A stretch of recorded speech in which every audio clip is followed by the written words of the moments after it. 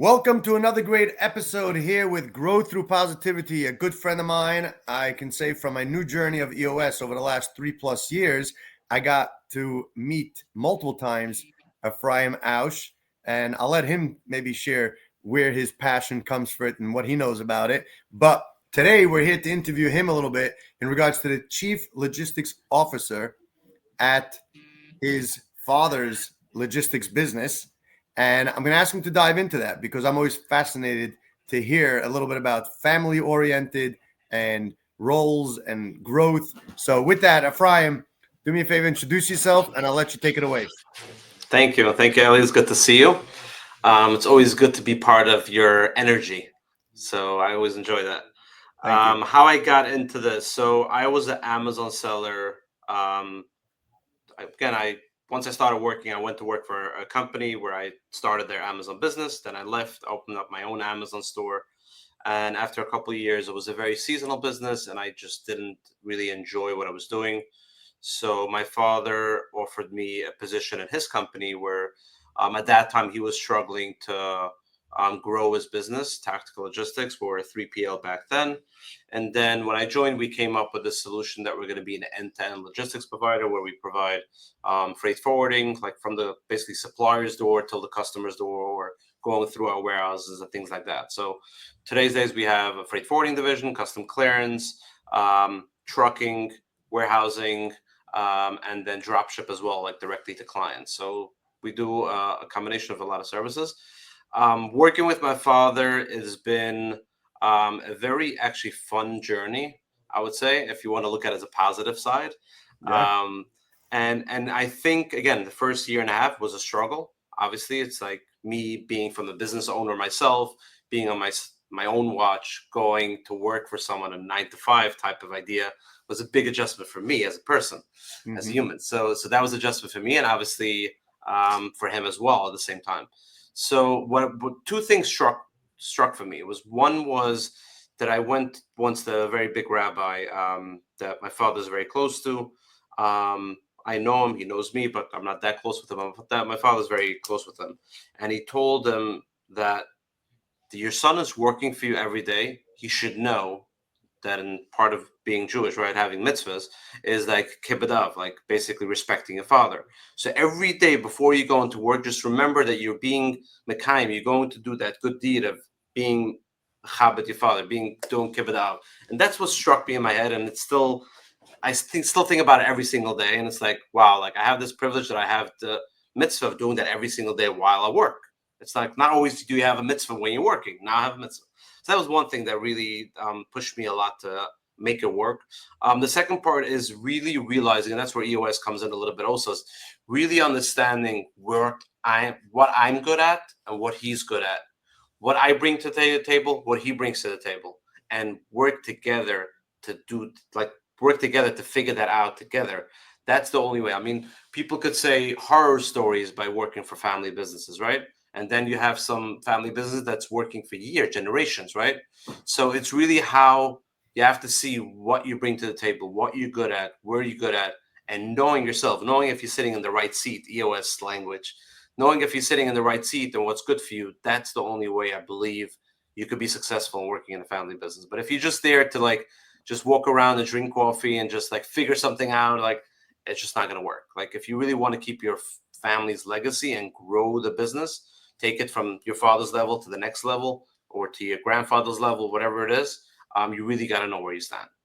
Awesome. I love that. The fact that you brought out the uniqueness, I'm going to call it, of recognizing where your energy and the other energies of the family collaborate from the sense of really turning into the legacy and forward thinking and growing that passion.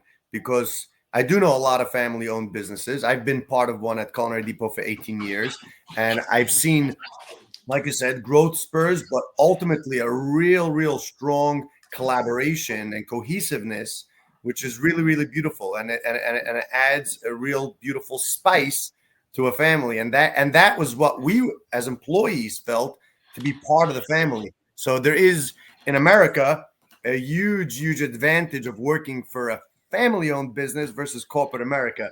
But I want to go back to something that you said which if you're okay with it, you actually took the leap from not being an entrepreneur and taking your entrepreneur skill and bringing it into your father's business.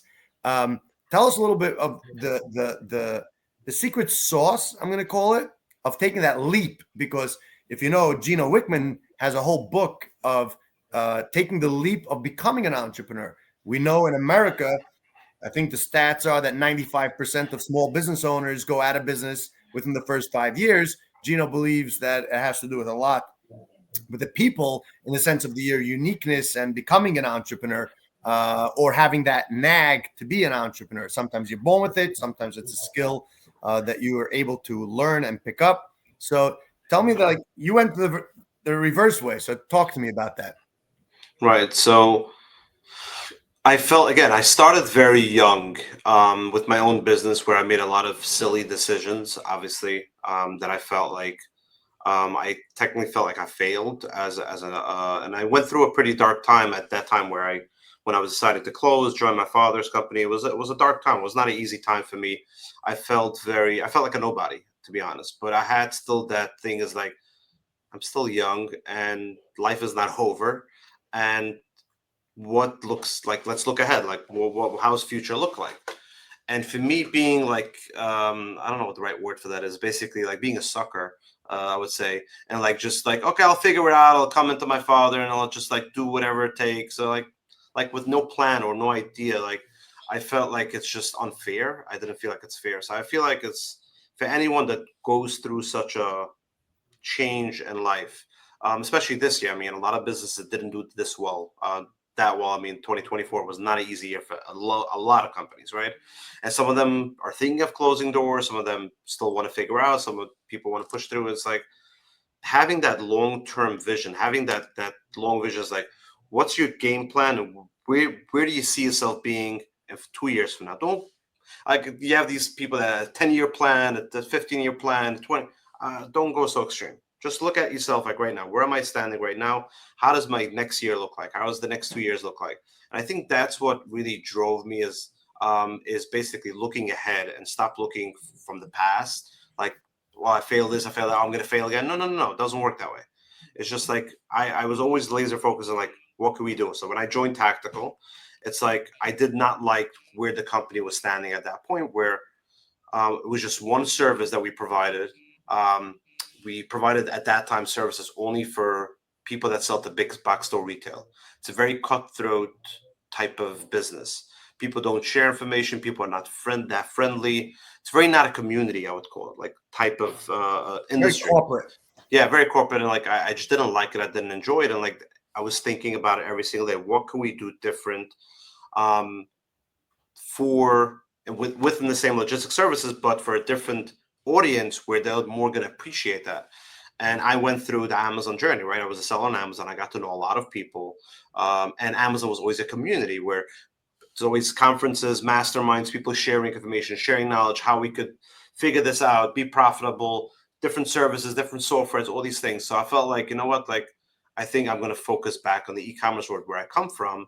And I felt like this might give us maybe the ability to like break a profit, start making money, start getting our name out there. Again, it took some time. Baruch Hashem, like thank God, it worked out pretty well where we got a good name out there, and we really give a service to those sellers. Like we have these big corporate companies, they have one person that handles warehousing, one person that handles imports, one person that handles trucking.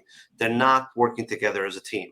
We have these e-commerce businesses where, you know, a lot of them is like some of them are one-man show. Like they handle everything, right? And they're great at creating product, selling product. They're not great at logistics, right? So I came in and like, you know what? I'm going to help you A to Z. From beginning to end, I'm going to help you. Soup to nuts, basically. So I want to jump onto that because I think you were the innovator, if I may say, within our circles, I think, and abroad in a little bit of how deep you went into every category of that 3PL. Because for most people, the 3PL is not necessarily all the services that you provide. I think it's a little bit less. I think it's only 3 services, if I understand. That's why it's called maybe 3PL. But maybe, yeah, maybe not. I don't know. I'm not the logistics expert. But where was it that light bulb moment, as we call it, that you realized that if those services, exactly all of these, are the perfect fit to be a niche, because we talk about always, what do you stand out? What's your pride? What's your uniqueness? And I think that's what's yours. So, So I think what I did back then, if I remember correctly, was I went to a couple of friends. All my friends were in the Amazon industry. That back to 2015, 2016, everybody was selling on Amazon. That was the thing. That was the easiest business to get into and make money.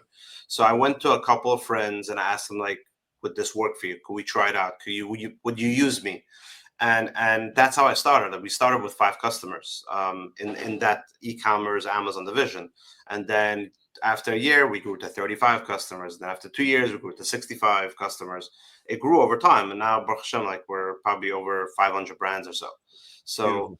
so it just takes time to get there. So what I wanted to say earlier is just having part of what I experienced from all this whole journey was actually I went a year in, I hopped that I need to do that. I went to work. I flew down to California.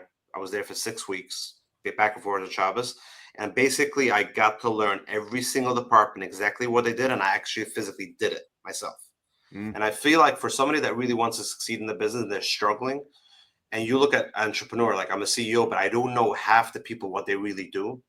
Maybe go and sit down with them, spend some time with them, see what they actually do. Maybe you'll have a better idea to change things, and you'll do better because you're the entrepreneur, right?